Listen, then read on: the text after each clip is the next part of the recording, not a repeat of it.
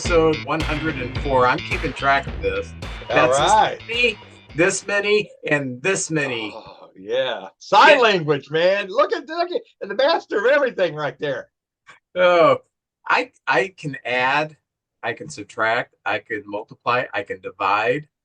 I can't do geometry, Oh, no. trigonometry, algebra, or any of those other stupid variations that's not real math. And I want to tell you something. I have made it through life without ever having to use algebra, geometry, trigonometry, geometry every now and then with woodworking, but not much, man. I mean, I I've done okay without math. So, Hey, uh, let there be a lesson to you kids out there.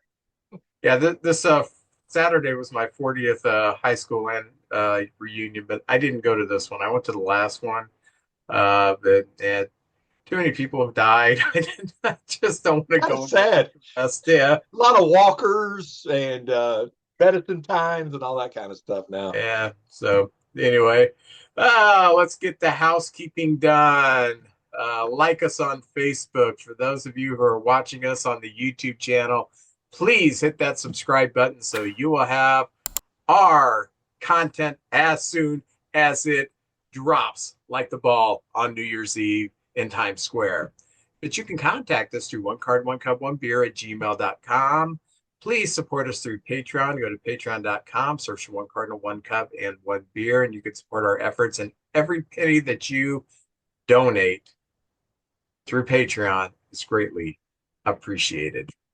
If you want to be a contestant on a trivia contest, we need to have one of those soon. Oh, I Guess love on the trivia. Channel, yeah, we're having an interesting baseball related topic you were educated on. Just drop us an email, DM us, leave a comment, say, hey, I want to be on the show because we like to have our watchers and listeners on the show. Very good. JJ, how are you doing? This is the part of the show. See, Vince doesn't know what we're going to talk. We don't rehearse nothing. I know it seems like it's a fine-tuned machine. It's like a rush song, but we freestyle through all of this, basically. So Vince never knows what I'm going to talk about. But Vince, I found out about something coming up. This might be something that we might be interested in, but they're having a trivia at the Moolah Shriners Hall on Fifi Road, April 5th. So it's a ways off yet, at the beginning of next season, but it's a big sports trivia. And they're going to cover a lot of Cardinal stuff. It's got St. Louis stuff all over the place, but I think it's going to be any sport. But get this, the host, well, I'll get to the host last. 105.7, the Rizzo show is going to have a team. 101 ESPN is going to have a team, and Tim McKernan, yeah, he's going to be on there. Is Randy Carricker going to be on there? He's hosting. He's Okay. hosting it. Yeah. There's a shot then. Yeah, there is a shot. As long as Randy Character ain't on a team. But it's here's the flyer, and I just thought that might be interesting. We could put a one Cub, one Cardinal, one beer team together and go up there and see what we can do. It might be fun. Have a couple of our listeners. I don't know how many players on a team, but could come and play. There's raffles, door prizes, auctions, drinks, beer, and food provided. So how about that? This Wow. It could be a big deal. So something we could think about. How many per table? Because this is going to fill up fast. Well, there's four on the Rizzo show, and there's four on the ESPN team. The Rizzo show's got Rizzo, Raph Williams, the comedian. Yeah. Williams, Moon, and King Scott. And then the ESPN team's got Andrew Marsh, Kerry Davis, Anthony Stalter, and Tim McKernan. Well, they're a bunch of idiots, man. Yeah, they don't know nothing. But for normal people who aren't in the media, usually a trivia table's like maybe 8. Okay. Does it say how many are? Not yet. I can call them though. I'll find out here. But I've been to that, I always listen to ESPN radio anyway. So we'll check it out, see what we can find. But I'll find more details as the weeks come closer, and we'll find out. And we're going to need people who know stuff other than baseball. Yeah, we need some hockey and some soccer people for sure. Especially hockey and soccer. Man. Yeah, we'll have to do that. So this week, Vince, what a week as far as the playoffs. It's been fantastic, incredible stories. But Friday, I got to go up. I was doing a couple shows in St. Louis, and I stopped by at Westport, and they had a card show, and the only person signing that night was Mason Wynn. I got a picture with him. I talked to him a little bit. I just thanked him for his hard work, and it's an honor to have him on our team. I really feel that he was so nice guy, and he signed this 8x10 for me right there, him throwing. So I'm going to put Cool. this. I got a Springfield. I had this Springfield card, so I'm going to kind of put it in there, and the picture of me and him in there. That's the fun thing about collecting. It's how you display it, because so many people have some neat ideas on how to display things. So I thought that was pretty cool. And Mason Wynn probably is, I'd say, 4 inches taller than me, and I have a little bit of weight on him, just a little bit of weight on him. I'm just saying that, Yeah. I challenged him to a foot race, but he knew, hey, let's not get that carried away. But Ray, you should challenge him to a throw. See who can throw the hardest. Oh my Lord, yeah. And then Saturday down at a Boys Dream hobby shop, it was great, big turnout. I talked to some of our listeners, and we had a really good time. And whoever's down there, Jose Casenco's down there next month. I might just put a table up next to him and do some signing too. See if I get as many people getting my autograph or taking a snapshot with me. But the David Freese, I got the sign. He signed it right here, and then I've got the card where he's throwing the helmet down after he hit the home run. I got him sign that one, so I absolutely love that. And then he signed. This was a giveaway at Busch Stadium, and I had him sign right there. There we are. So very cool. I was tickled to death. But the creme de la creme. Let me see if I can get it out of the way. I got a Yadier. I traded and bartered, and I got a Yadier Molina signed chest protector, and I'm going to be putting Yadier Molina stuff around it on the display. So the next time when I finally I got a picture of him and Wainwright up there, and a couple of the Cardinal emblems through the years back there. So as I get this thing done, I'll bring it back out and show you, but I'll be looking for some neat Yadier stuff to put in there.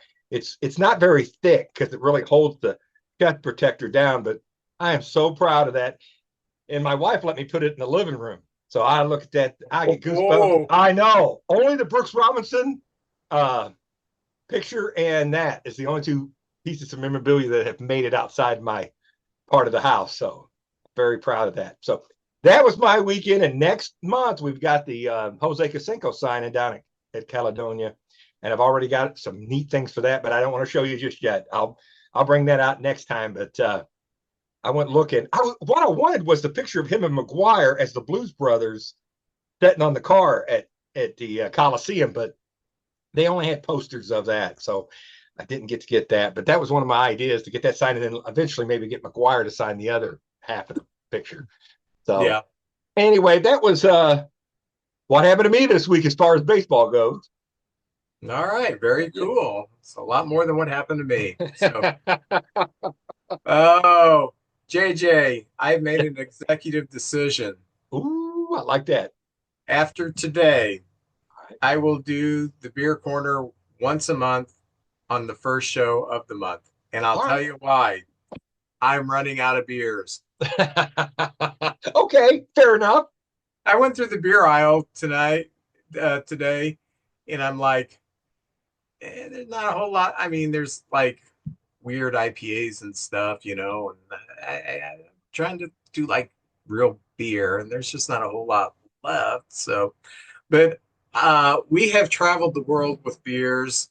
I still need to get a hold of Tsingtao, which is my favorite Asian beer from Japan.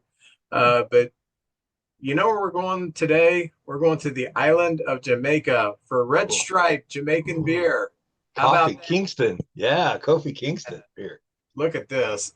Oh, get my opener. Oh, yes. The professional opener.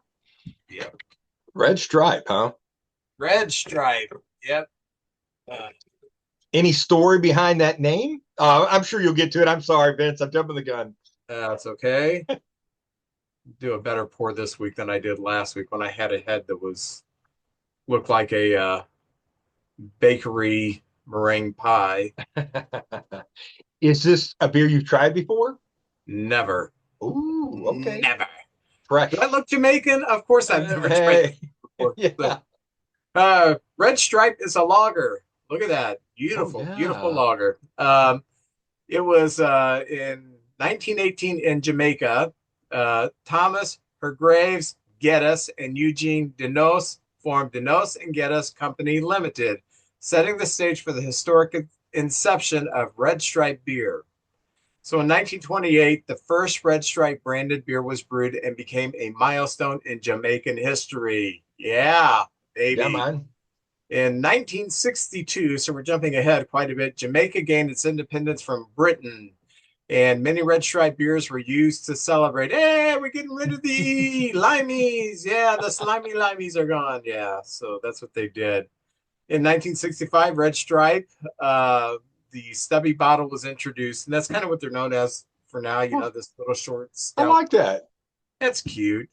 Um, that that was so feminine. That's cute.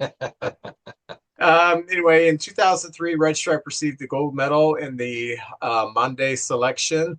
Red Stripe Light also won a silver medal, so it's an award-winning beer. 2005, for the first time ever, Red Stripe beer export volume exceeded domestic volume in consumption. So now it is mostly, well, the bulk of their business is export.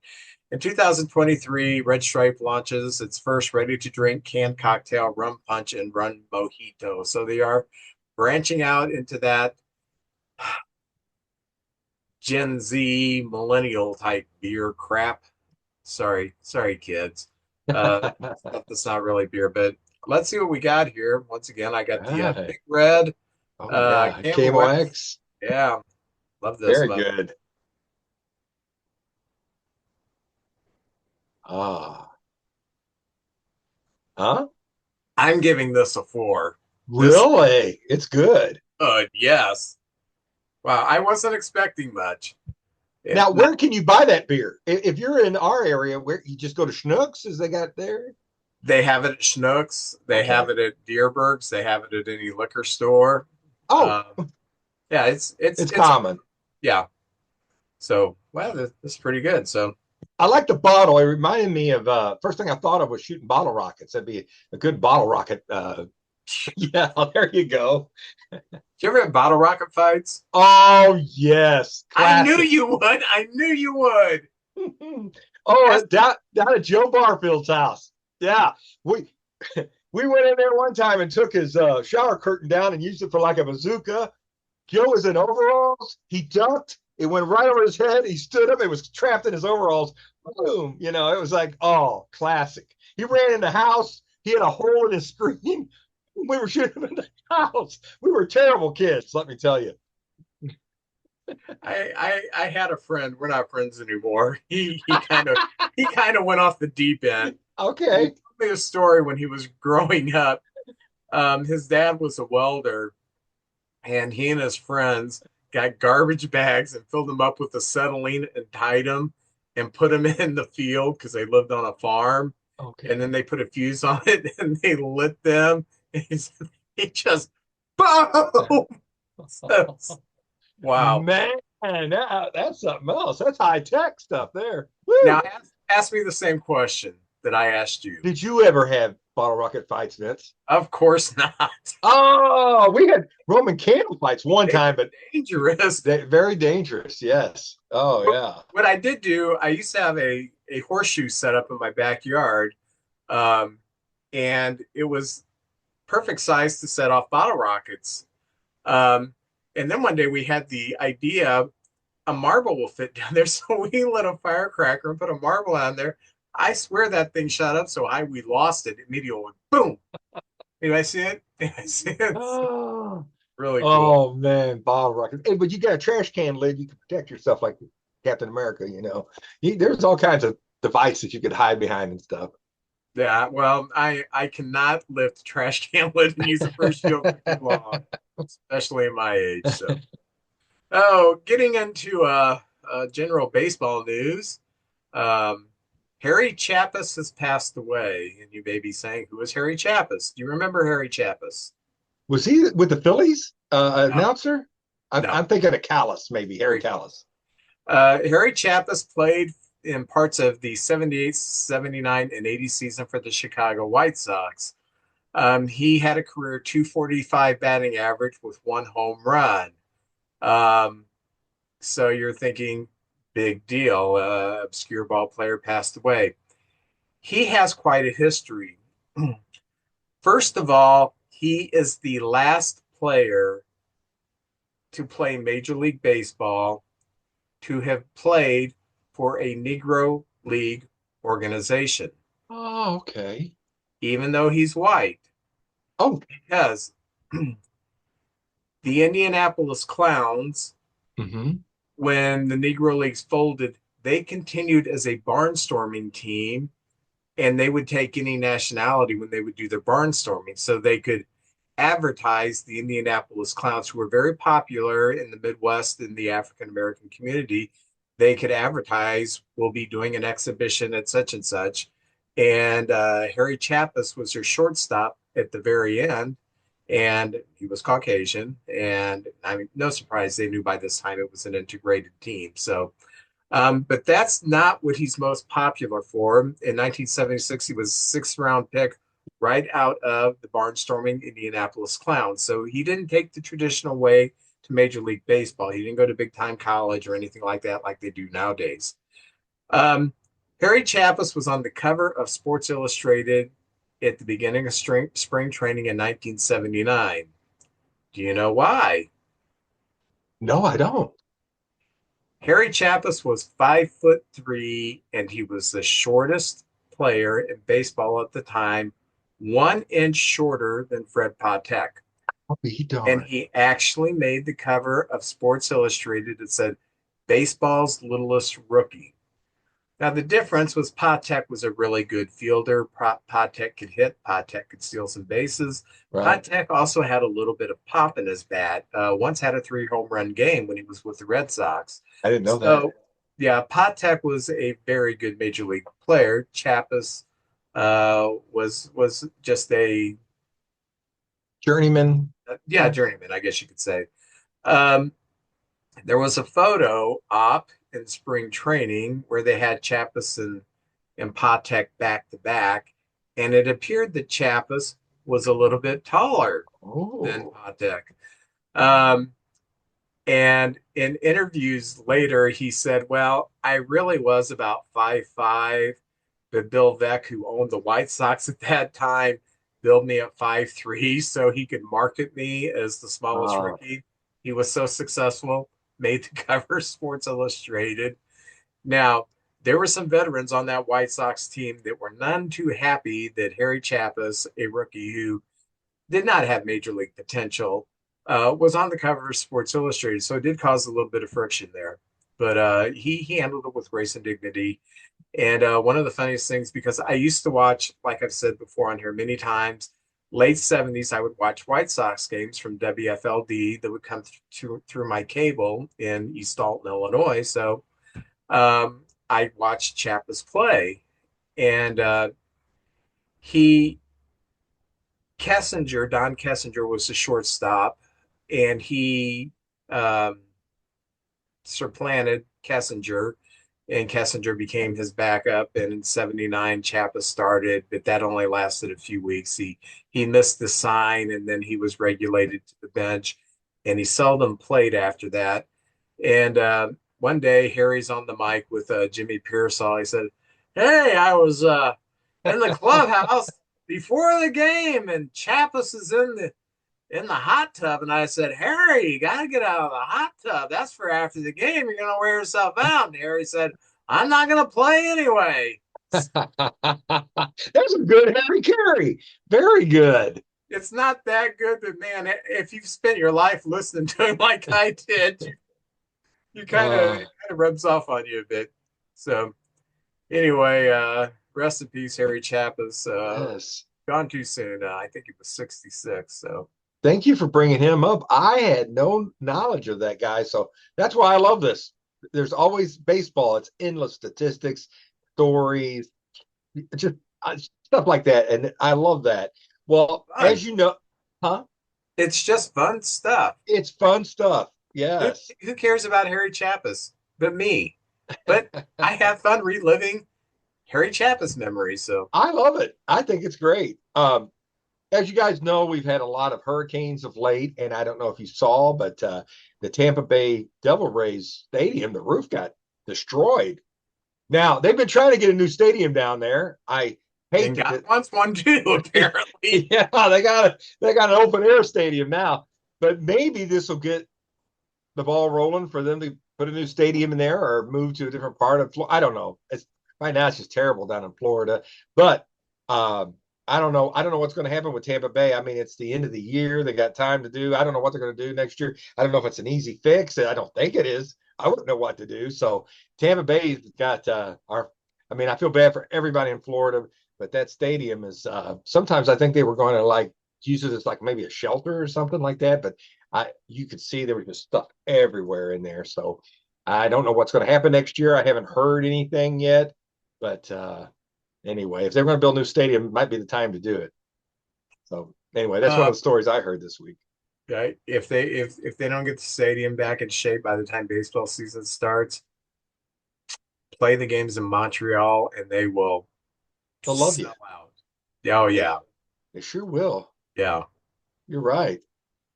I don't know what kind of facilities they have up there, but I'm sure there's a college ballpark or something. If the A's are going to play in Sacramento, David Bay can play in Montreal. Oh, Montreal still has Olympic Stadium. Oh, it's still there? Oh, Yeah, okay. they played an exhibition game a few years ago there against the Blue Jays. Did Um, great, huh? yeah, the Rays and the Blue Jays, I think, played an exhibition game up there. So it's basically pretty much can be baseball ready by the season. So Okay. And if they know ahead of time, they can get it ready. That'll be great. yeah, yeah. Because Toronto played in Buffalo during the pandemic, New York. So, maybe that's an alternative there. And I don't know. We'll see what happens, though. Do you know that the Cubs, of course, we opened in Japan against the Dodgers, and that's like the 16th and 17th of March. It's like Oh, my a week and gosh. a half earlier than the rest of the, but that's how that stuff works. Um, but anyway, I think the second or third series they have um, is in Sacramento. Oh. Will the Cardinals be going to Sacramento this year? I'll have to look. I haven't looked at the schedule too much. Did the A's play in St. Louis or did they play in Oakland last year? Because if they played in I St. Louis, think they'll I think play. we're going to Sacramento though, because I think they were here in St. Louis because I wanted to go see them. But yeah, so we must be going out there this year. Yeah, I'm pretty excited about that, and I'm glad we're going early in the year because every report that I've read is it's going to be brutal out there in the summer. It's just Oh, tremendously hot, and there's not a whole lot of shade in that stadium. And so, okay, I'm glad we're going there at the beginning yeah. of April as opposed to the middle of August. Sometimes the schedule can be your friend. That's for sure. Yeah, yeah. Well, Vince, I've been listening to a lot of podcasts and sports radio and on YouTube and all that as well. And a lot of them are bad mouthing Cardinals about getting rid of the wrong players and keeping the wrong players. And I mean, there is some gross examples of it, but overall, I think they've done a pretty good job. I mean, every once in a while we steal a player, or they come here and we didn't give up a whole lot for them. And sometimes we give someone away. Randy Rosarina goes off and becomes a big superstar, Although Tampa Bay traded him, but I don't think they could afford him. He was about to get into the big money and everything like that. But there's 4 teams left in the baseball playoffs, and each team has a recent Cardinal player on it. And I wish them all well. I'm excited about any of the 4 possibilities in the playoffs. In my lifetime, the greatest World Series have been the Yankees and the Dodgers. I mean, outstanding the Cardinal World Series is for personal reasons, but when I'm just sitting there watching it, there's nothing better than the show, the star power of the cities of the New York versus Los Angeles. Although I'm jealous and I don't like them a whole lot, but it's a great World Series. The Mets and the Dodgers have met up a few times in the playoffs, and that's always fun. That's going on now. And Cleveland just hasn't won in a while, and I'm always kind of pulled. There we go. I love it, Vince. 99. Who is that? Is that Ricky Vaughn? That's Ricky Vaughn. Ricky Vaughn. But right, I'm just going to go through the four teams left and the Cardinals they have on their team. With the New York Mets, who are just the comeback kids, Harrison Bader is their fourth outfielder. And when we got rid of Bader, he really was about our fourth outfielder. And he's been on a few teams since. Wish him the best. I love his spunk and his the way he plays. And they A also couple have years ago, was it 2 years ago? He had a really good postseason with the Yankees. oh, he was on fire. Yes, he Was that was. 2 years ago? Mm-hmm. I think it was 2 years ago. Yeah. Oh yeah. And they we got Montgomery for him. And then Montgomery now has turned into Seguis, who won the batting title down in the minors, and now he's up, and he's kind of a what you call a Swiss Army knife guy. And I'm happy with the way that played out. Montgomery did very well for us. He went down to Texas, was a big piece of that team, and so anyway, I'm happy for Mr. Bader, and I hope he has a good series. And they had Adam Ottavino too, who played here early in his career, had a big year, I believe it was with Colorado. It was like an all-star, but he was left off the roster. But the Mets have two ex-Cardinals. The Dodgers have Tommy Edman and Jack Flaherty, and Jack just pitched a great game. And Tommy Edman is playing. We love Tommy Edman, but to get something good, and we got a pitcher for him in that three-way trade with the White Sox, you got to give up value. And because of Donovan and Seguin, Edman, who was also hurt at the time, I thought he was expendable. And Flaherty, I just didn't see him coming back. Had great last year with the Orioles, not so well, but he came back this year, had a real good season with the Tigers, and he got traded over to the Dodgers, and he's been a big piece of that team. And then finally, the Yankees have made Luke Weaver their closer, and Luke Weaver played with us his first 3 years, and I think he was like 7 and 11 and 5 and 6, high ERA, but he had a lot of potential. And I believe he was involved in I think it was the Goldschmidt trade, perhaps. And he's ended up out there with the Yankees. And then, with Cleveland, Lane Thomas. And Lane was like our fourth, sometimes fifth outfielder. And if I read you off the names of the guys he was playing with, he was sometimes four, sometimes five. He went out, had 4 years with the Nationals. Two were outstanding. He was their fourth outfielder, and then over with the Nationals, it seems like they use him. I think lefty on lefty, and he's really come through, and he's lights out against left-handers. So I wish all these guys the best. I'd love to see any of them win World Series this year. As a Cardinal fan, I'll just sit back and watch and enjoy what happens. But each team's got a Cardinal guy on it. It's kind of fun to watch and see what they do. Well, let's just do a quick recap of the division series and the championship series as we stand now. Of course, you're watching this, so you know all this stuff. So we're just going to go really quickly. Guardians won the series with Detroit in 5 games. Detroit gave it a good effort, but in the end, they just ran out. They're just completely overmatched talent-wise. But it was a good story for them to get there. But Lane Thomas, like you said, for the Guardians, had a hell of a series. Yes, he did. Very good series. Good guy.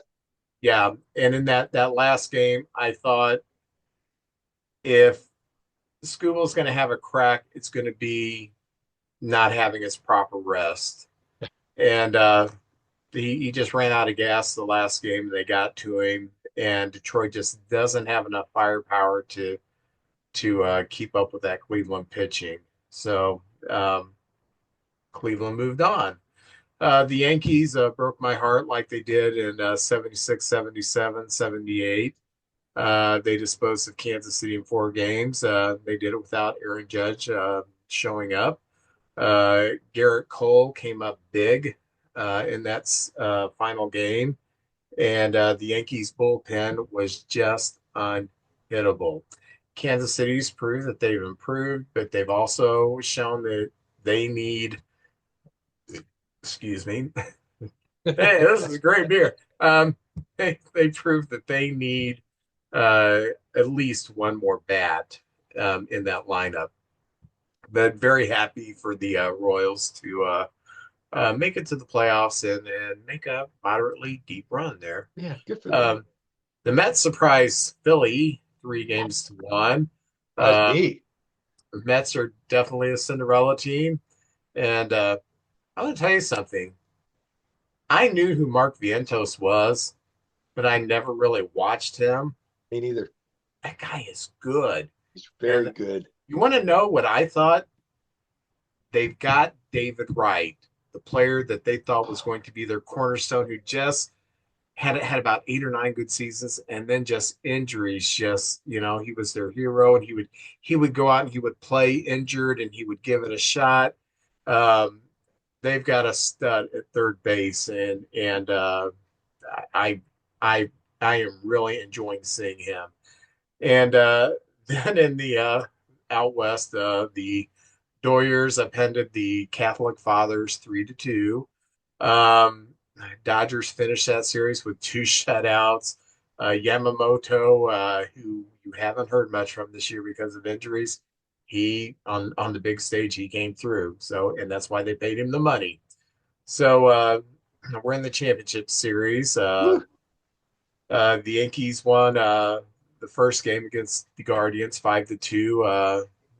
Soto, future Cub Juan Soto, had a home run to get the Yankees going, and Carlos Rodon was very good. And I like how he talked about how he studied how Cole pitched that last game, how he was very robotic, and that's what he was going to emulate, keep his emotions in check. And boy, he came through. And the Mets and the Dodgers, they are tied at 1. Already played 2. The first game, the Dodgers threw a shutout in a 9-0 laugher. I have no idea why they started Kota Senga. 7 innings pitched all year long. I know. I, I would have marched anybody else out there and said, "Hey, dude, I it's a wash this year. We've made it this far. Sit down, support us. We're going to try it with something else," because this seemed like it was bound to happen. I would be surprised if we see him again unless it's a mop up role or a huge lead or something like that, because he couldn't control where the ball was going. He looked terrible. He looked like a double A, single A pitcher. And I felt bad for the guy. He's trying his hardest, but man, when you haven't pitched and you've got 7 innings under your belt the whole season, and there you are with the nation's eyes on you, that's just that was a tough spot. But the Mets, because they're the Mets, and this is what they do, they bounce back. They won yesterday 7-3. Sean Manaea looked awesome. Yes, he Uh, did. and that new I'm going to be the bearded Chris Sale uh, Yes. approach he has taken to pitching. Um, It's changed everything. oh, what were they talking about with Otani? Had no idea where the ball was, and he was swinging it because he couldn't pick up the ball at all. Just terribly tough on left-handers to pick up that kind of delivery. Um, Francisco Lindor, he had a solo home run in the first, and after the Dodgers had 3 straight shutouts in the playoffs, set a record. He said, "No more of this bull crap," and he hit the home run in the first. Then in the second, Vientos hit the grand slam, and the game was just over. And Vince was a happy boy. What were your thoughts about the playoffs? Vince, I tell you what, it's the same way every year, but with all these different, it's this tournament now.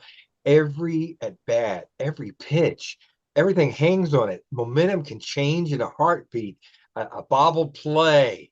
There was a play, I think the Tiger left fielder just sort of, I don't know, he let up at the end and the ball landed and the game got out of hand.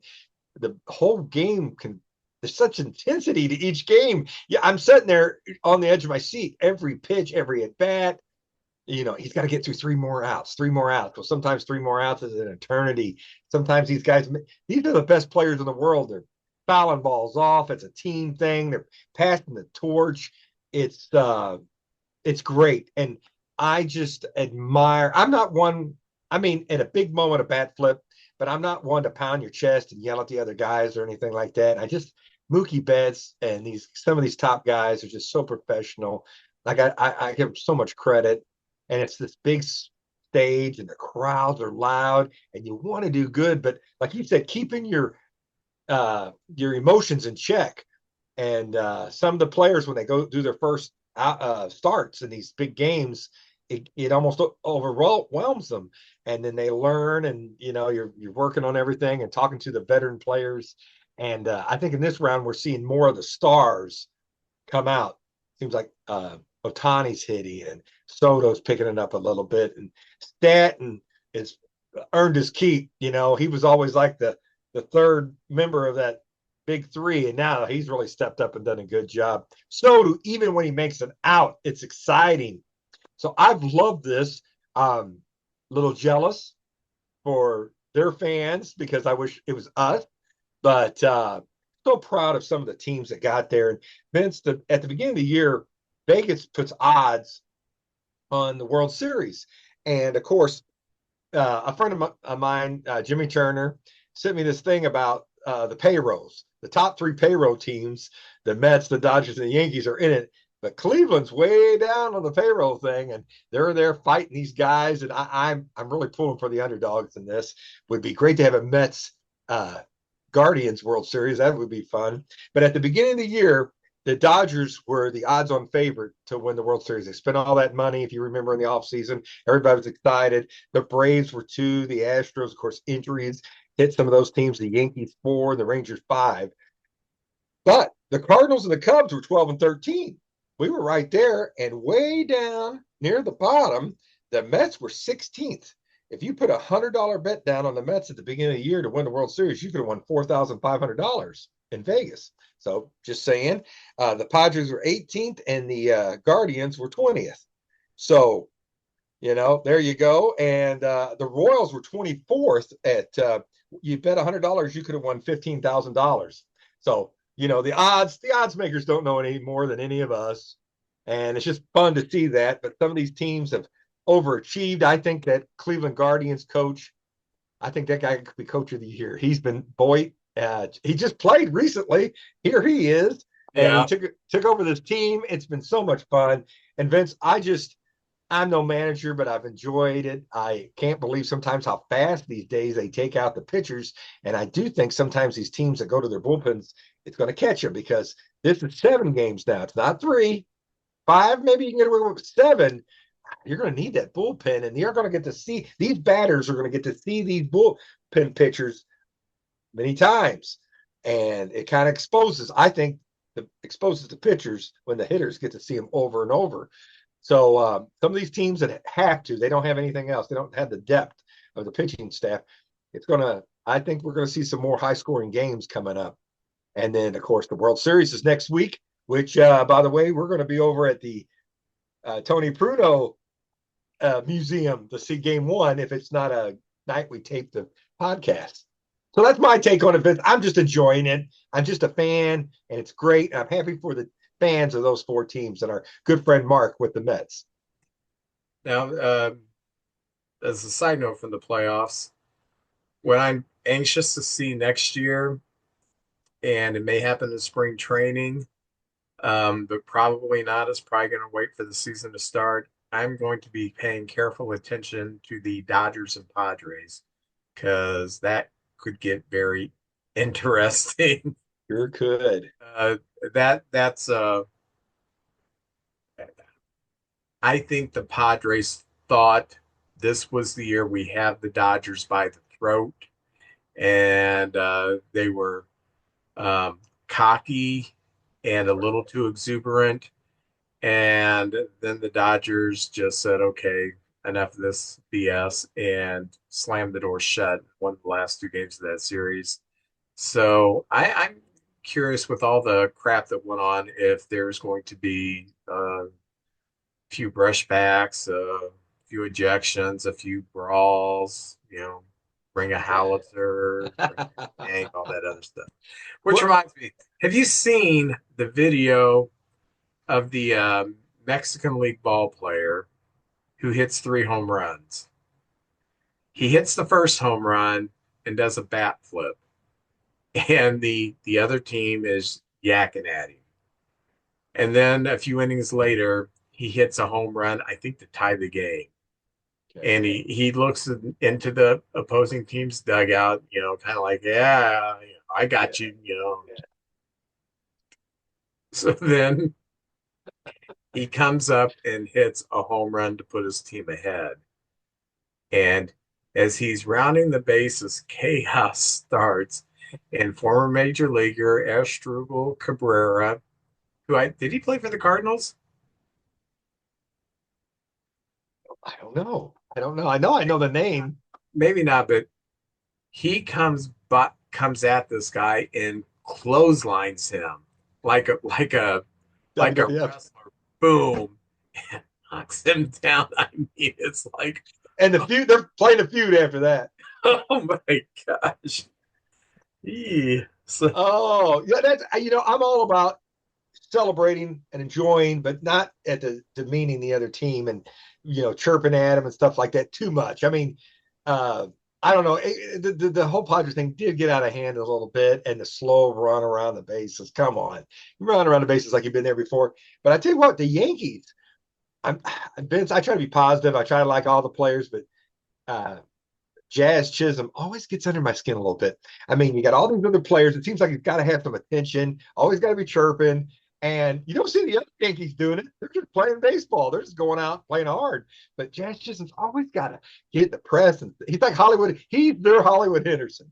That's the Yankees Hollywood Henderson. So I was like, oh, come on now. Just play ball, steal a base, do your little thing or whatever they do when they, a little celebration. But there's no reason to go over there and start something and all that. That's ridiculous, I think. see, in the NBA, in the NFL, and NHL, trash talking has just been a part of the game That's forever. true. That is true. You're up close, it's personal, it's physical, and they're used to it, and they're good at it. They're good at the trash talking. Baseball trash talking has really been probably about the last 15, 20 years. It's really starting to see. And I think baseball fans are so reserved, it's hard for them to accept that this is the way sports is now. It just took a longer to get to baseball. And, well, baseball is supposed to be a gentlemanly sport, so on and so forth. I personally, I don't mind players playing with flair, and I don't even mind the trash talking. Um, it, you know, it's like uh, I've heard Charles Barkley talk about how he enjoyed the trash talking as much as the game, especially when he had a good talker like Larry Bird or Michael Jordan or Scottie Pippen. But I remember watching the Bulls play in the finals against the Jazz, and Karl Malone is at the free throw line. I think it's game 2 or 3 of the series. And if he makes the free throw, the Jazz are going. If he makes both free throws, the Jazz will win. And Scottie Pippen went up to him before the ref gave him the ball and said, "The mailman doesn't deliver tonight," and he clanked both free throws. I mean, Oh, got that's his head.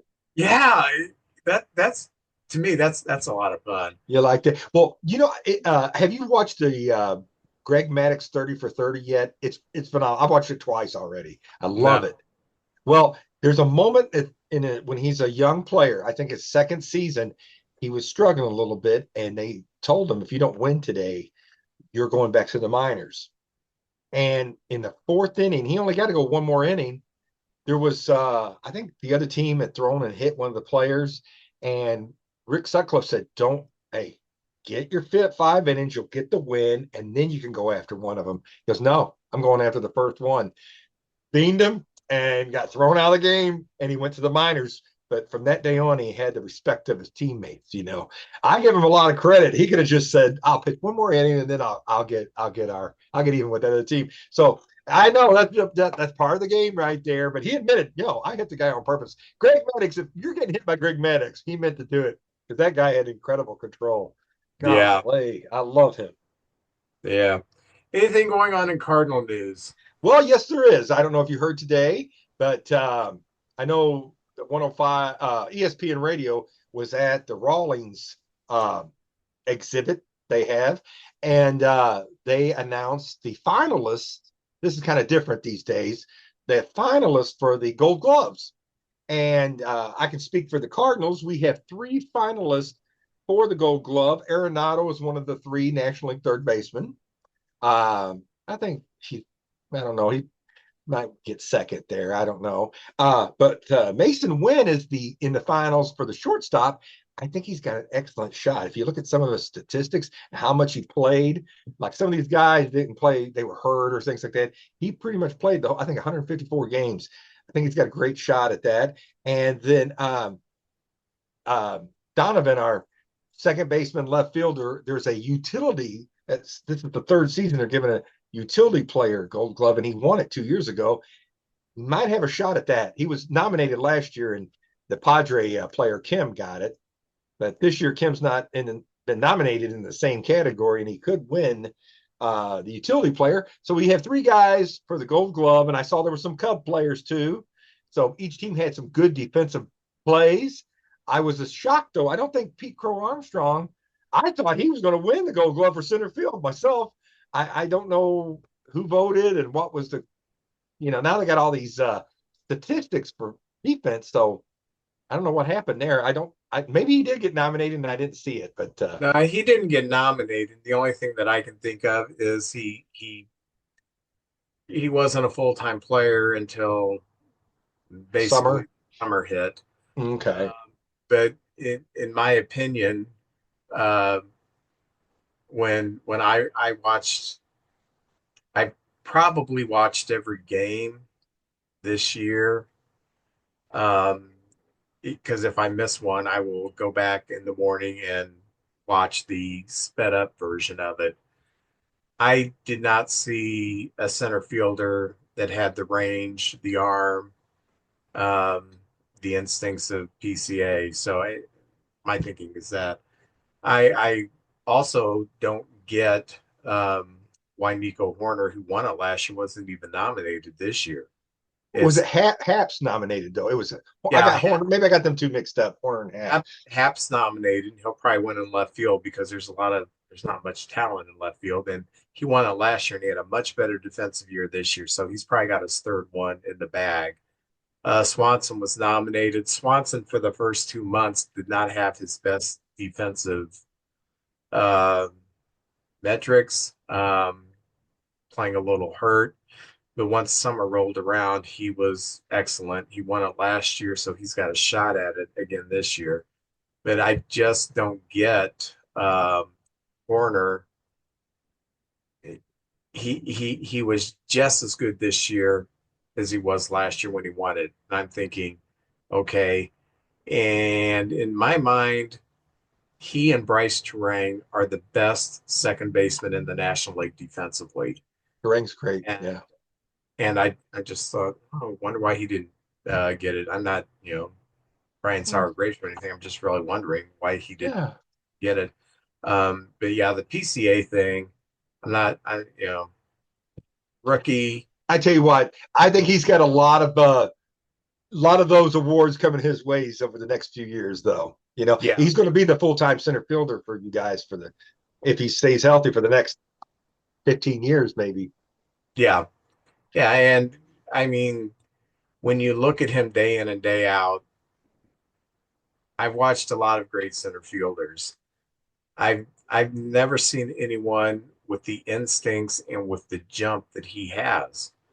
Um, he doesn't make a ton of spectacular plays because he's there. He's that fast and that instinctual. You see a ball off the bat, you think, oh gosh, here's a double, and the next thing you know, he's trotting and just catching it like it's a butterfly. Just amazing. So I'm gushing. So Well, I know hey, the teams are in good hands for the next years with some of the defensive players, and I'm glad both teams got some recognition there in the Gold Gloves. Of course, we watch our teams all the time. When they vote for these other people, I'm okay.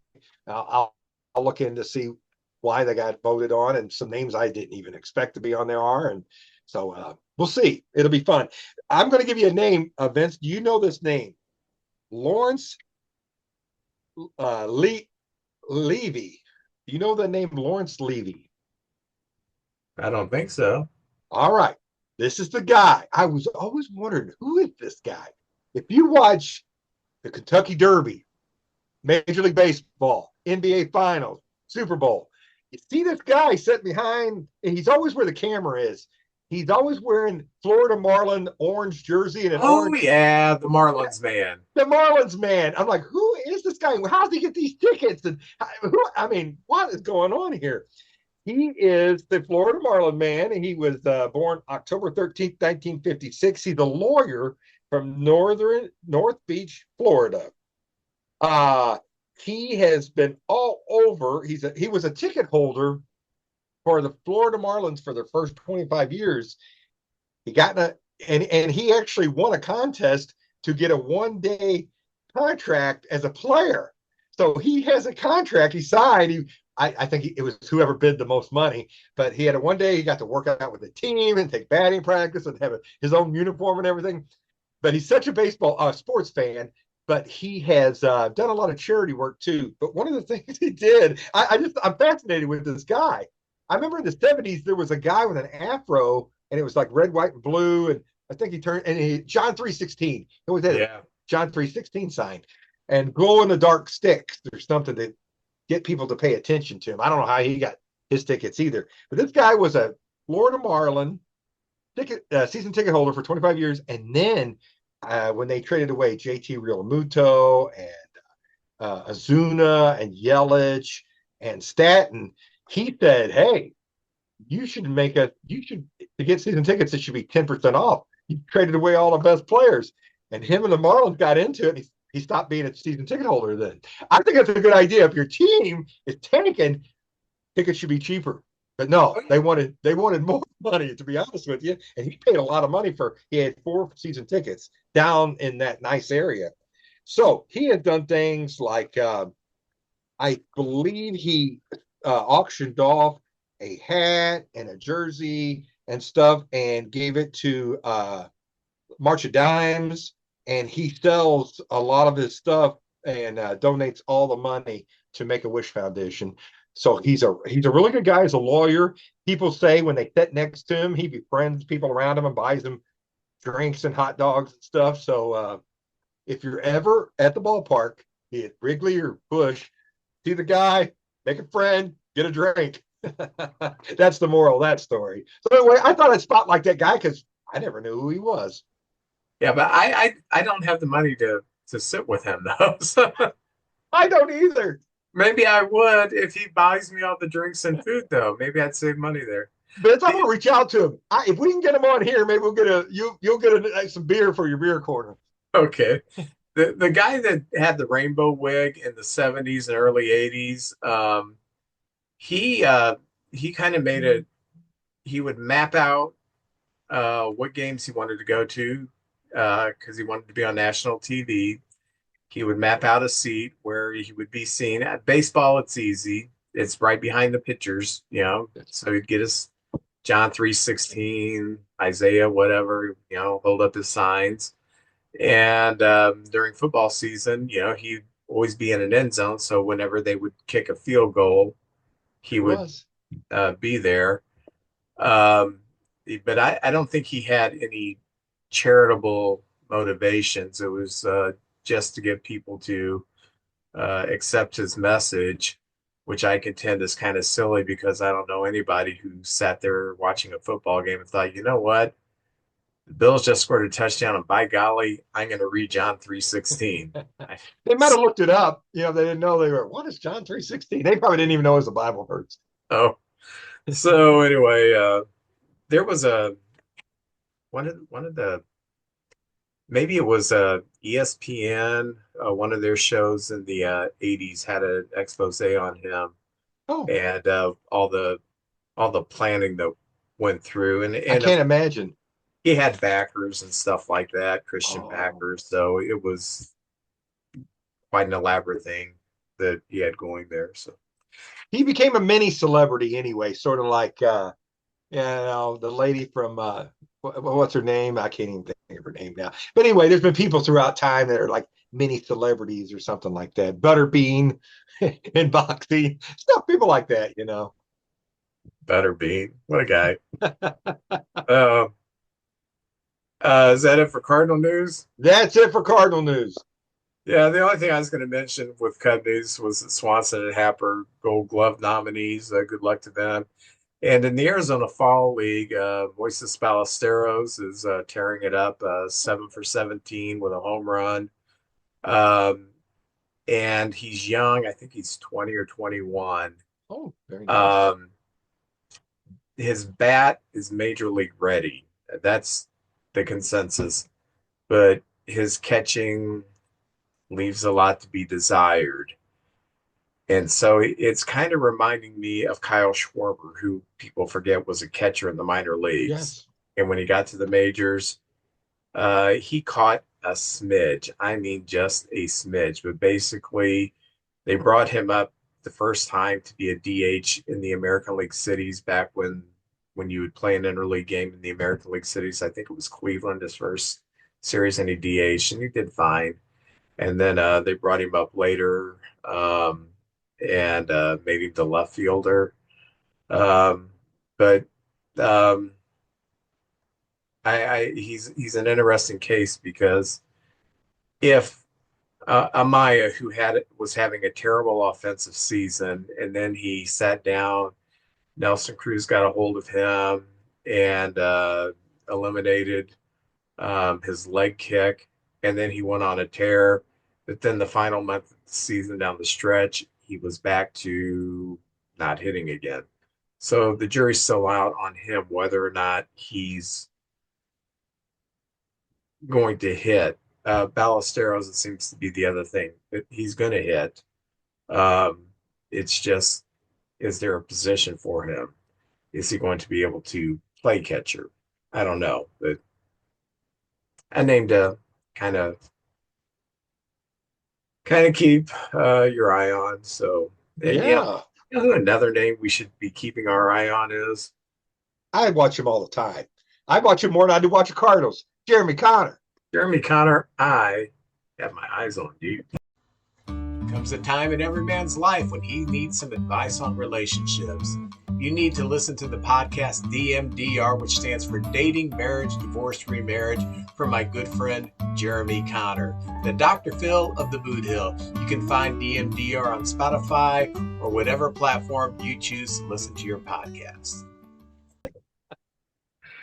JJ and I decided we were going to go a little negative. We try to keep the show positive. We do. We do. You know, the sky is always blue. I actually fart quarters. I mean, I'm just that's just what we want to live in. And he gives it to charity.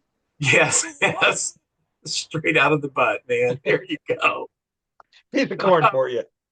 Um, we decided we were going to do our top 5 free agent busts for our team. And I got this inspiration because I was listening to another podcast and they brought up this Cub player from years past. And I thought, oh my gosh, what an embarrassing free agent signing that was. And I thought, that'd be kind of interesting. Let's just go through the top 5 free agent busts for our team. So, JJ, you want to go first? Yeah, Vince, you know, I was thinking about this. The Cardinals aren't been known for a free agent team. We get pieces and add it to it, you know, and we've had some successful ones, but still yet. I remember one year, some of the best free agents we didn't get were the best ones we didn't sign because I remember the David Price one. I think the Cardinals were going all out for David Price. And I think it was the Red Sox at the end came and got him, and it turned out to be a bad deal. Or was the Dodgers, one of those two teams anyway? And we're like, oh, thank goodness, because it didn't work out so well. But some of these, I just basically based them on the years and the money and the production they put out. I mean, I guess that's really is what a failure is. They didn't live up to what you expected them to do. A lot of times the Cardinals have the need, and we have to go get somebody. And I just try to be honest, and I went through, and most of the free agents, like we had guys like Daryl Knowles and Rich Gedman, and we didn't really spend a whole lot of money for them. And they were, you know, back of the, front of the bullpen or, you know, the backup catchers and things like that. But I came up with 5. So here's my number five, and we're going to go back and forth like we usually do. Like I do Sure. five, you do five. I'm going to put in 2002, we signed Tino Martinez. And Tino Martinez was just coming off some of his best years. He was a power hitter. We signed him for 3 years and 20.75 million. Now remember, this is 2002 money. I'm sure it would be a lot more these days, but at the time, 20.75 for 3 years, and he never hit more than 20 home runs in the 2 years he was with us. He did not make it through the 3 years. His batting average sunk. He was a very good defensive player, but he just didn't live up, and we were needing some power right there at first base. Usually, first base, you always need power, or somebody can just hit the daylights out of the ball, double power, and has a great batting average. But anyway, after 2 years, we ended up trading him to Tampa Bay, and that is when Albert Pujols, unbeknownst to us, would become Albert Pujols, and he had played third and left field, and then we just went ahead and moved him over once Tino got moved in. Sometimes that's why you don't keep a player. You got somebody else coming, and he's ready to take over. So Tino, God love him, he just didn't have the years he had with some of the other teams he played with, and we moved him to Tampa Bay and pretty much got not a whole lot for him. But then Pujols got to take first base, and the rest is history. So that's my number five. And Tino was a fascinating guy because he was a hero with the Yankees and he didn't catch on with the Cardinal fans and he didn't seem to like St. Louis. He No, just, he he, he went out and played. You didn't see yeah, much emotion out of him. yeah, You're right, though, Vince. the passion just wasn't like New York because the heart and soul of the Yankees, Tino Martinez and Paul O'Neill. And then he Yeah. gets, Maybe he didn't want to leave the Yankees and they just were going a different direction. That happens a lot, you know. You it know, could and have been, yeah. and let's be honest, St. Louis is not New York. If you're an outdoor person, or the chances of getting commercials, you might get an Emo's Pizza commercial, but that's about it. And up in New York, I mean, you win in New York, you're the toast of the town up there. So anyway, Okay, my number five is actually number one on most Cub fans' lists. I would say on the majority of Cub fans' lists, they would say, oh, this was the worst free agent signing we had. Jason Hayward, 2015, we signed him for 8 years, $184 million. Now, before all you Cardinal fans make fun of us, remember the Cardinals offered him more money. He wanted to come to Chicago. But during his 7 years with the Cubs, Hayward managed just an 86 OPS plus, 100 is average, so he was always below average. First few years, he was very good defensively, won one or two Gold Gloves with the Cubs in left field or right field, but he never hit for the Cubs, which was mysterious because his last year in 2015 with the Cardinals, he had a very good offensive year for the Cardinals. And that's why the Cardinals were offering more money than we had. They wanted him to stay. The Cubs gave him an offer, but he wanted to play in Chicago, and it just didn't work out. And the reason I don't have him at number one and I have him at number five is because regardless of his production on the field, there are two things that stand out that are positive. Number one, he was really, really good to the community. Spent a lot of his own money and raised a lot of money for that sports complex in the inner city there. That is just beautiful. I can't remember the name of it right now, but I did watch a video tour of it, and it's immaculate. There's a lot of people who are going to be indebted to Jason Hayward for helping them develop their athletic skills because it's more than just a baseball complex. It's a full sports complex. So but I don't care his statistics. He, in my mind, is worth $184 million for that speech during that rain delay that said, get off your butts. You're really good. Go out and win this thing. And this team that was down because I mean, I was down too. We'd given up the home run and Cleveland had tied the game. And oh gosh, we're the Cubs are going to blow it again. He said, we're going to go out there and win this game because we got the best team in baseball, and you're going to go up to bat and you're going to score some runs. And they all said, yeah, they did it. So Jason Hayward, $184 million for a speech, worth every penny. now I'm going to say a few things about Jason Hayward. First of all, when he came up with Atlanta, he was going to be the next generation of great players. Atlanta had an always pretty good team.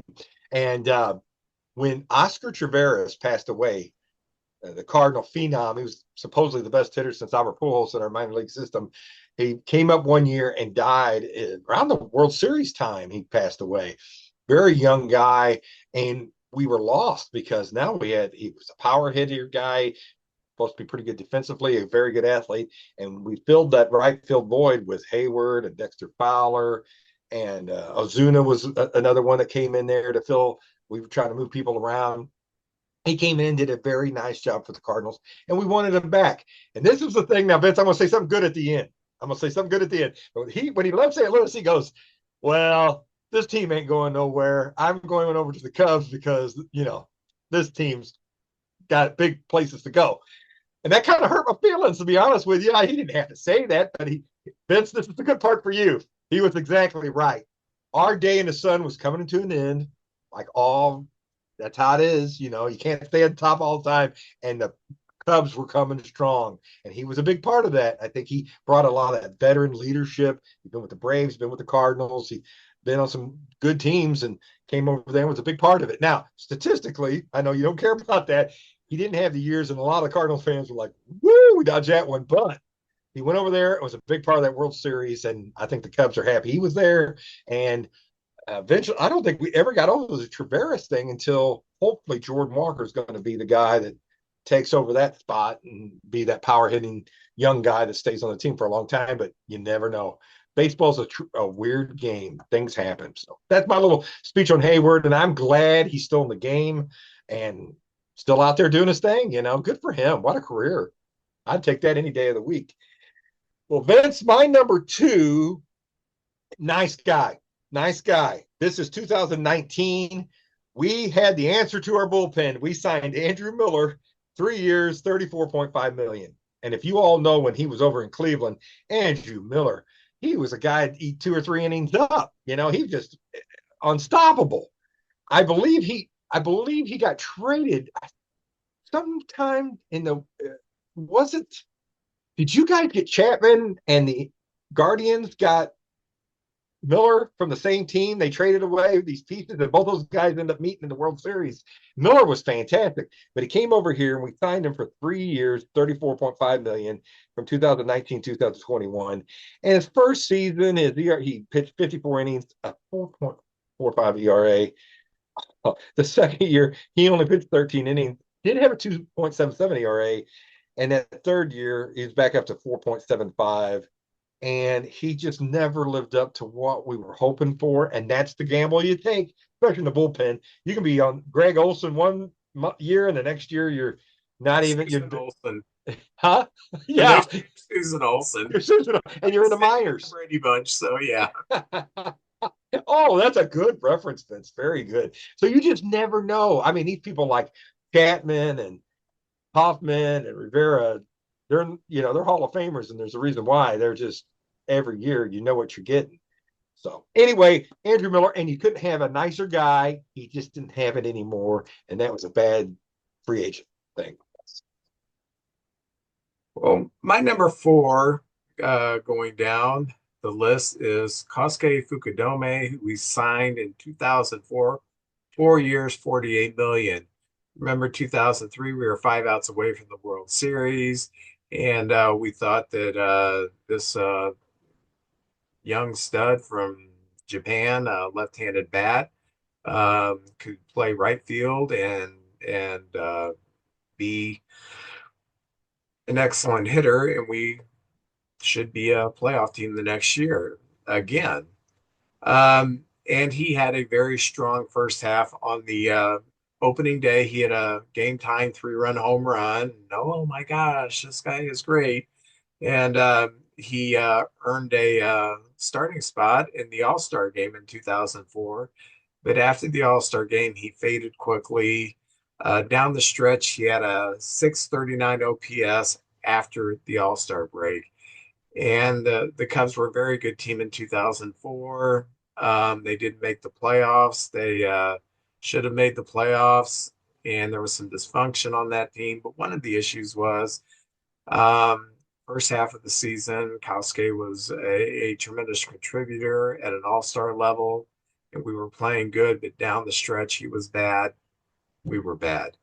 So he played 2 more years for the Cubs. He had a strong on-base presence with the Cubs lineup. In 2005, he had 373 on base percentage, so he took us walks.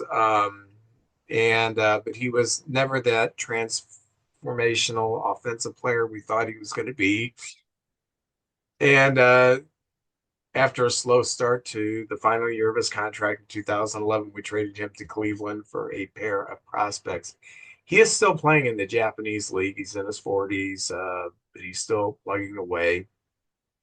There's been a lot of talk over the years that one of his issues was he loved the Chicago nightlife. So I see. once he figured that out after a half season in Chicago, he was never the same player. So apparently he does much better in Japan. But that's my number four, Kosuke Fukudome.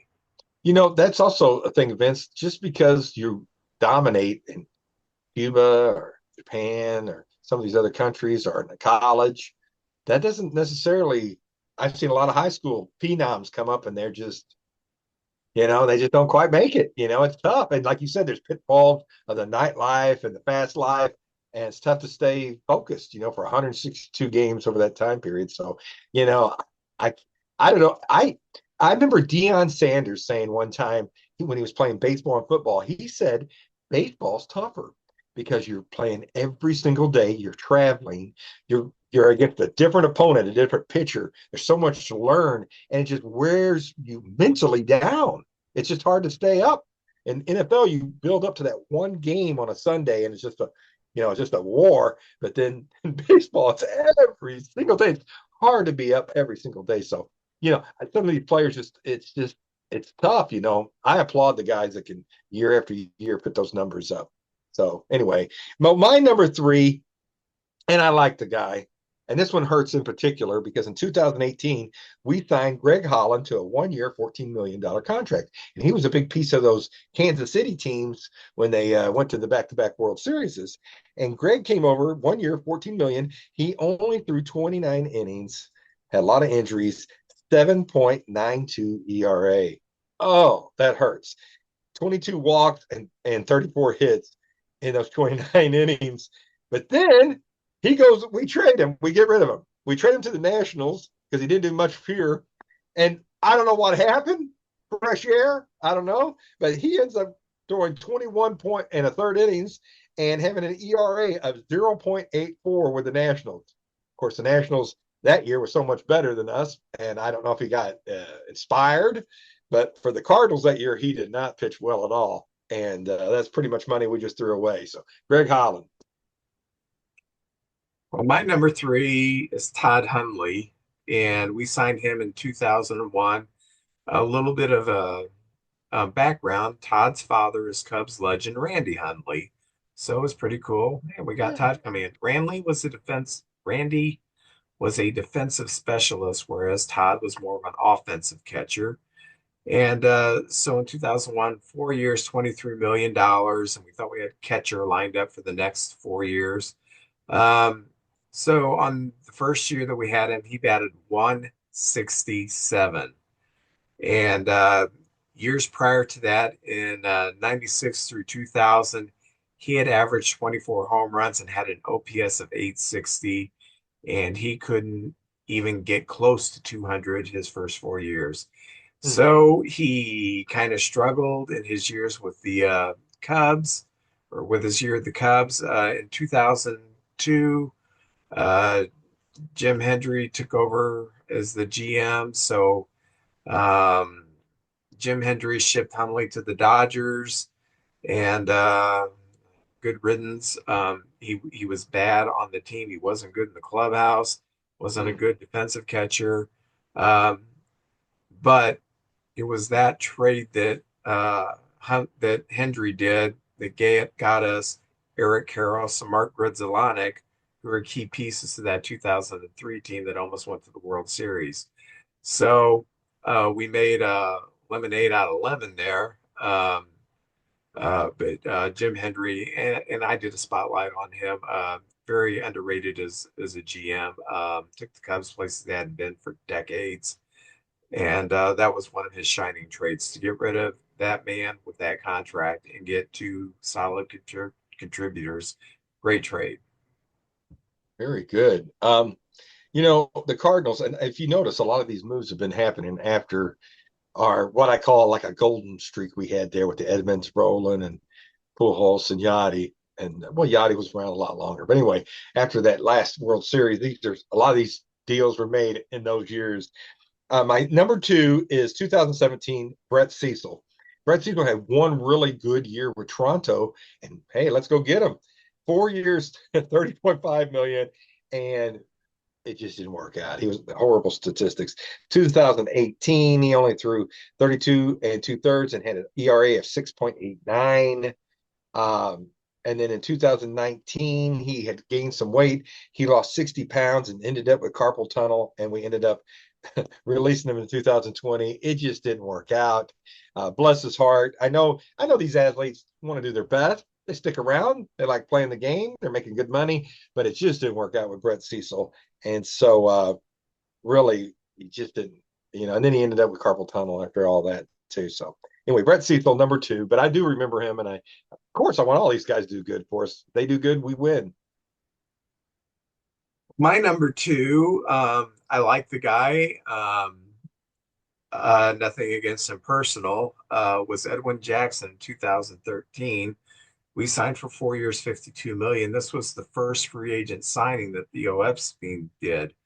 Now remember, Theo Epstein came in and said, we got to tear it down and build it back up. That's what he said.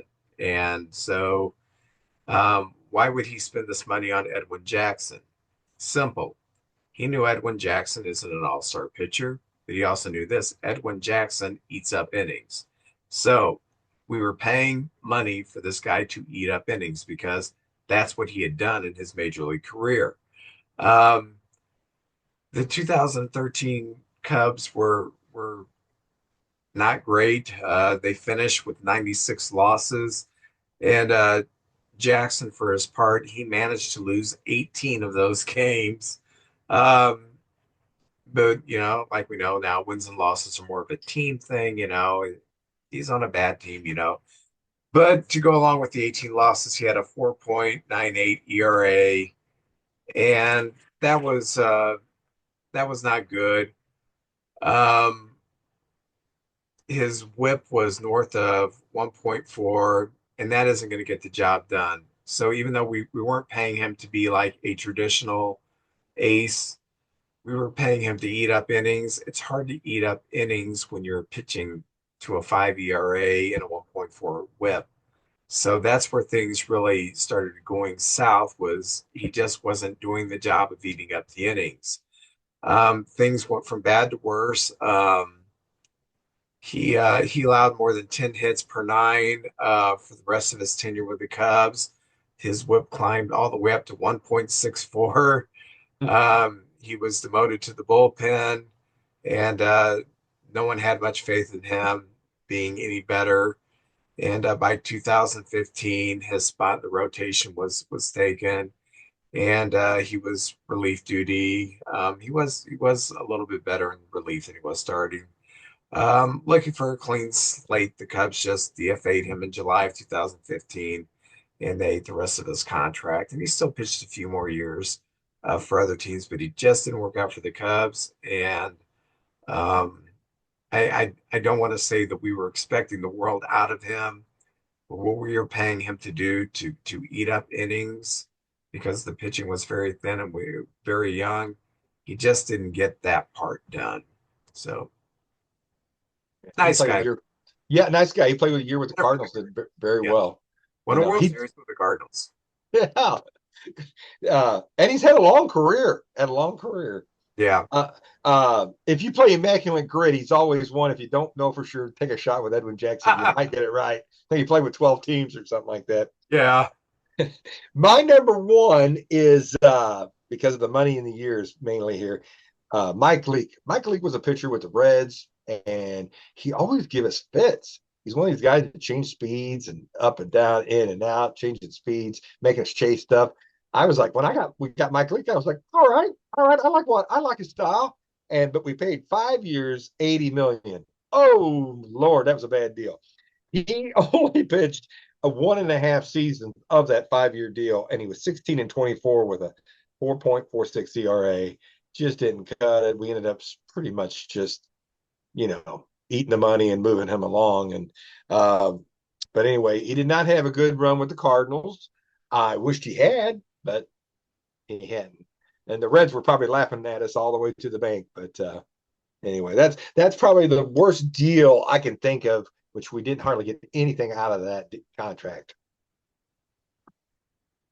The absolute worst contract I'm excited to hear this. in Cub history. Jim Hendry had some great moments. This was the lowest of the low, and he should have known better. In 2009, we signed perennial malcontent, nut job, wife beating, just all around degenerate Milton Bradley for 3 years, $30 million. Milton Bradley had all the talent in the world. I think he'd hit like 330 the year before with the Rangers. But teams just kept, yeah, produce. We don't want him anymore. The Cubs said, 3 years, 30 million. He said, sure, I'll do that. Yeah. He famously caught the second out of an inning with runners on base and tossed it into the stands because he lost count. And there was always drama between him and the fans. And it was personal stuff. And he didn't like the fans, and the fans didn't like him. He wasn't the type of player who was going to stand out there in left field and get heckled. He was going to yell back. And he was always contentious with Lou Piniella, our manager. He was contentious with umpires. He was just an angry, sour person. And that was kind of just a sign of things to come, though. In an interview in September, he blasted the organization and everything. And I'm thinking, listen, screwball, they're paying you $10 million a year, and you're doing nothing but just jelly jerking around, getting angry, getting mad.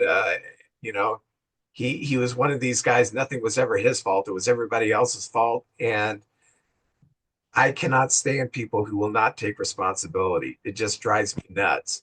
I can't stand people who can't say I'm sorry. It drives me nuts. I say I'm sorry too many times, probably to a fault, even when I shouldn't say I'm sorry. I've had my shrink tell me, you shouldn't be so apologetic all the time. You'd be a lot more mentally balanced. So, Jim Hendry, after that media deal in September, finally just said, just take the rest of the year off. Go fishing, go do something, put your head on straight, just get out of here. Suspended him for the rest of the season. And then somehow, miraculously, I believe it was the Mariners actually offered something for him, and we traded him in the contract away. I'm sure we had to pay some of it, but we got rid of him. And it was like, oh, thank God. I think he's in jail now. He's in prison for spousal abuse. Oh, He's just a terrible human being. And the writing was on the wall before the Cubs. And these GMs, they talk to each other. They talk about stuff like this. They're not trying to screw the next guy over. They said, man, that guy's bad news. Jim Hendry had all the warning in the world, but by golly, he was desperate to get some offensive production. This guy hit over 300 for the Rangers, had some pop, signed him to the contract, and it was just a disaster. So even those who think that Jason Hayward, because of the money, was the worst free agent signing, no. Milton Bradley, okay. absolutely. He didn't play the game right. Yeah. He acted like he was bored. He just never rolled the dice properly. How many Milton Bradley jokes can I come up with? None that are funny. So, I can see why players now sort of ignore the fans, like because if you listen to them, sometimes they're vicious. And so you just sort of, you can hear them, but you just sort of ignore it. I think that's the best thing to do because, you always get a couple of troublemakers out there. I love the Cardinal fans, but I've been out there. I'm like, oh, come on, man. There's no need for that. If I see you guys, we're a Cardinal game and I see the Cubs make a good play, I applaud it. That's good baseball. So anyway, that's me though. see, I like Jeff Francoeur when he was playing for the Royals. Played right field, and the fans in Oakland, who were fantastic, just fantastic. They would hold up signs. There were I can't remember, but they were just goofy signs like Jeff Francoeur doesn't brush his teeth properly. Just little stupid childish jabs. I mean, laughed. He would look at it and laugh. He bought them freaking pizzas. He had Oh, pizzas delivered to all these fans. And you know, that's why I love baseball is gonna be so missed in Oakland because yeah. the fans were quirky, they had fun at the ballpark, and when they put a product on there, nobody wanted to play there. It was like that's the toughest stadium to play at because you had 50,000 fans making that old thing shake to the point where the rats were trying to get out. I mean, so Yeah. yeah. If you can handle stuff like that and Oh, play with the fans, that's great interactions. oh yeah. Yeah. I am Cabrera, Miggy, he would go out and talk to the fans, and him and the fans would be jawing every once in a while, giving each other trouble. It was just good natured stuff. And I love that. I absolutely love that. So When I was a kid, I went to a Phillies Cardinal game, and I was sitting a few rows back of the dugout of the Phillies dugout. Um, and Dickie Knowles, the pitcher who pitched for the okay. Cubs too, um, he was standing getting ready to go to the bullpen, and there was a Cardinal fan that said, Knowles, you Phillies, you think you're so good? We're gonna be there in the end. Blah blah blah blah. And Dickie Knowles just turned around, smiled, and said, yeah, you probably will. And Took a everybody, yay! Yeah, that's pretty cool. That's the way you handle stuff like that. That's right. Yeah. Well, JJ, I am going to open up 1991 Major League Baseball baseball cards put out by Score. He shoots, he Oh, I scores. like that. I like that. I'm opening 1989 baseball Bowmans. They were Ah, known for their big pictures, stuff like that. there we go. Tom Maget, sponsored by the one and only Tom Maget. It's sponsored by Amazon. Amazon. When you need crap and you need crap fast, call Amazon. So, all right, I'll go ahead and get started. Sure. Ah, okay. Two Hall of Famers. How many are Uh, you gonna have? how many I think you're going to have? I say you're going to How have many are about, you gonna have? Because you have an old bag too. yeah, I'm going to say three. Three. All right. Three. I got more chance because the set's older. All right. My first card, rookie prospect for the Athletic shortstop, Mike Bordick. Had a great career. Oh, yeah. Very good player. I love the back of these. I do too. Very colorful. Gives you a good little story in the back. Very Yeah. nice. For the Brewers, pitcher Mark Nedson. I remember the name. Yeah. Oh, we got a Cardinal. I Hey. think one year he led the league in strikeouts. Uh-oh. Was it Jose De Leon? Oh, yeah. De Leon, tough luck pitcher. One year, he would lose games by one run. He just would score runs for him. Very good pitcher. I like him. Struck out 208, 201. Yeah, Hey, there you go. There's only 9 Cardinal pitchers that struck out 200 or more. shortstop outfielder for the Astros, utility player Eric Yielding. Good Yeah, career. very fast player. Oh my gosh. Um, this player had quite quite the career. A star his rookie season, a World Series hero, and then he battled alcoholism and got that under control, and then became a pitcher and 1 year won 27 games for the Athletics. Bob Welch. Yes. Vince, the thing I remember the most is the battle with Reggie Jackson, Dodgers, Yeah. Yankees, like 13 pitches. And Reg, it was fastball swinging for the fences and just foul, foul, foul. But let me tell you, that strikeout was one of the most entertaining at bats I've ever seen in my life. And then Reggie got back at him the last game of the World Series Oh, in a home Reggie. run. Yeah. So I got a World Series trivia Oh, out here, and it's got a lot of words on it that um, and to read that. yes. Okay. Oh, we've had this guy before pitching for the Royals, pitched for their World Series team, and is still an announcer for the Los Angeles Angels. Mark Gubasa.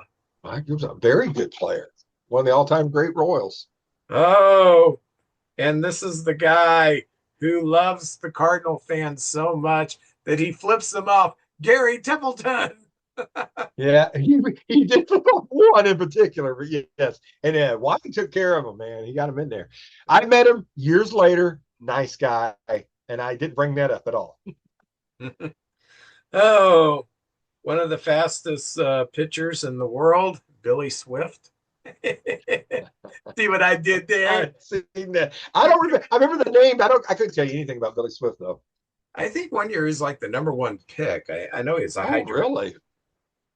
Uh, it says that he's a devastating sinker ball pitcher. I didn't know Uh, that devastating sinker ball pitcher. hey, Oh, what could have been if it wasn't for health problems? The great Eric the Red, Eric I Davis. know. Wow, great player.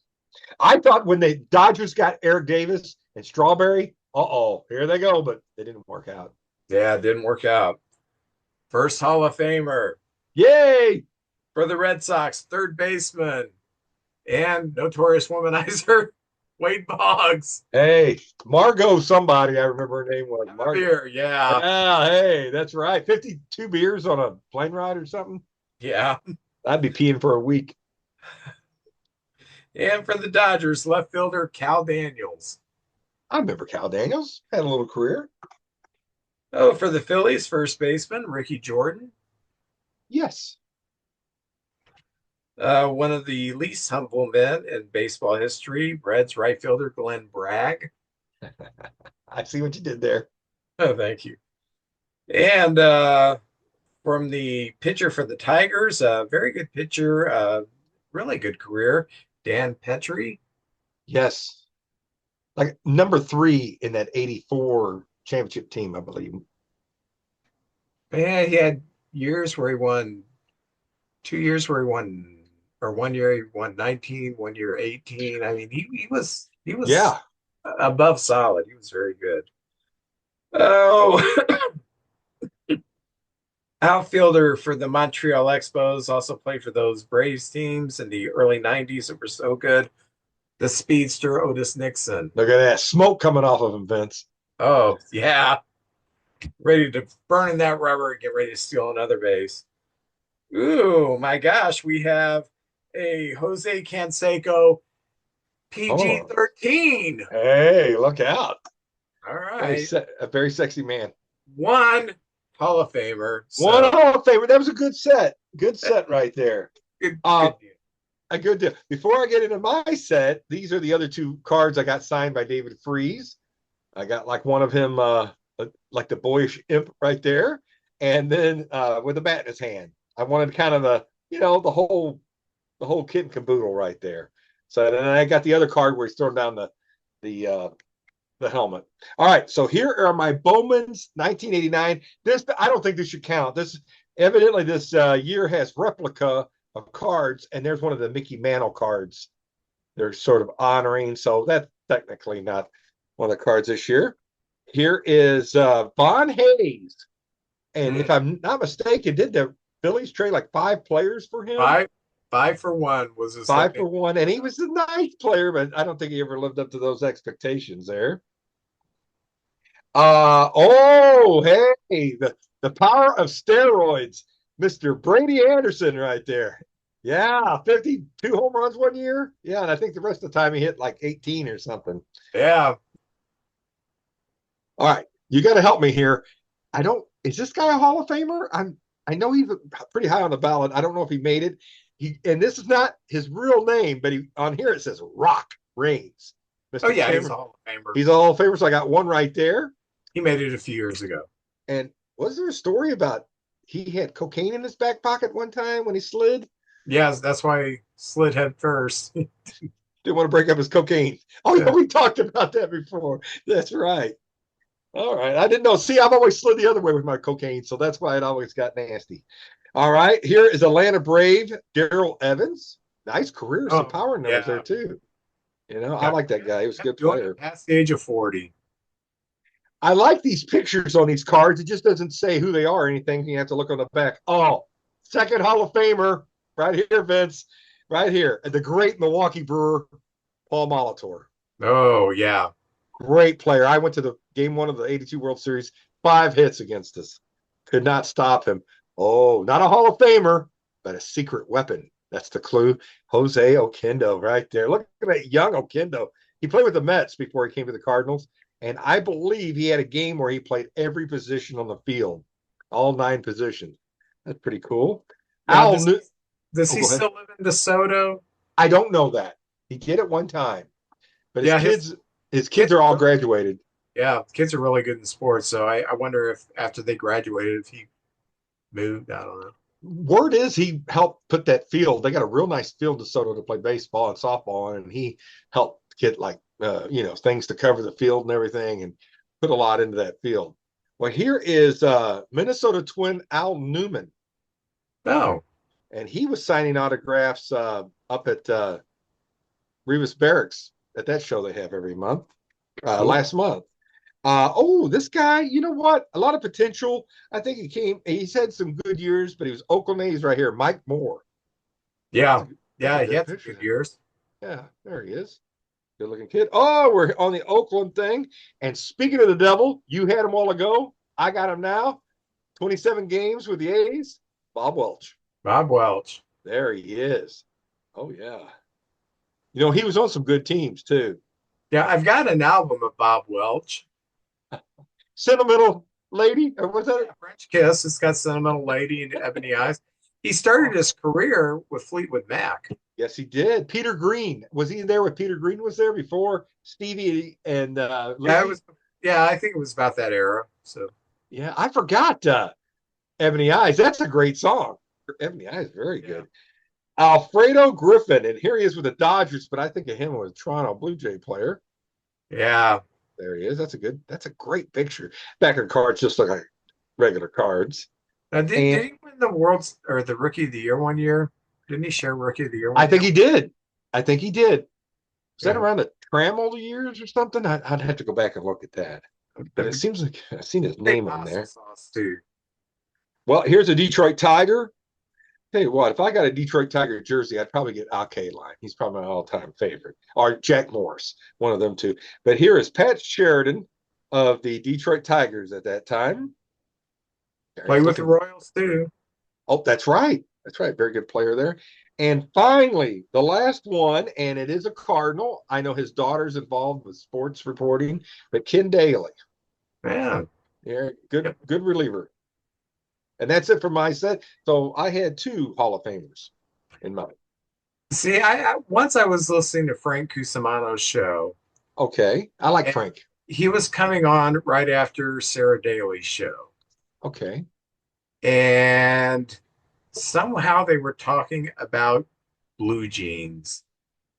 And I guess one of Frank's kids wanted some blue jeans that were like $120. And he was like, "What are you talking about? Blue jeans don't cost that." So he asked Sarah, "How much you spend for your blue jeans?"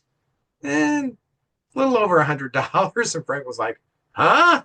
It's like, Hey, Frank's old school. yeah. I think Get he the might wear a wrestlers. piece. I think he wears a piece too. That's just me talking right there. You think maybe? So, being his hairstyle hasn't changed for 40 years. Yeah, and I think I saw a chin strap on it too. I thought so. So, Well, JJ, this has been fun. We will yes, next week. By the time we do this, I think we will. If we don't once have World Series it's, teams, it's gonna be close. darn close. So that will be awesome. And I do want to recommend Red Stripe Jamaican beer. This is this. I really could not believe I like this. For the six pack, it was only $8.99. And Okay, usually it's like, okay, I've had a lot of cheap beer and whatever. Uh, this is really good, but maybe it's the uh, East Alton Wood River redneck coming out of me. That's just what I'm. that's the That's me. I'm not champagne. I'm yes. sorry, I'm not champagne.